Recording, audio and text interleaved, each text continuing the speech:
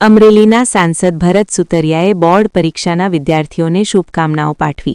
સાંસદ ભરત સુતરિયા અને ડીવાયએસપી ચિરાગ દેસાઈ વિદ્યાસભા શાળાએ પહોંચી વિદ્યાર્થીઓનો ઉત્સાહ વધાર્યો।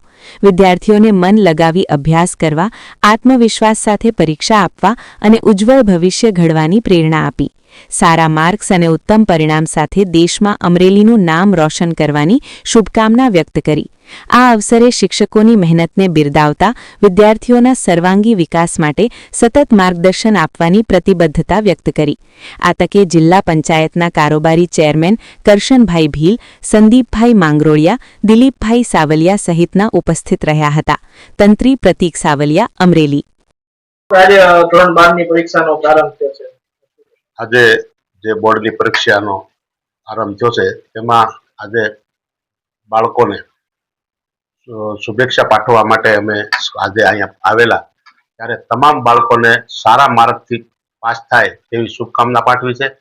અમરેલી ગુજરાત અને ભારતનું નામ રોશન કરે એવા માર્કથી પાસ થાય એવી શુભકામના પાઠવી।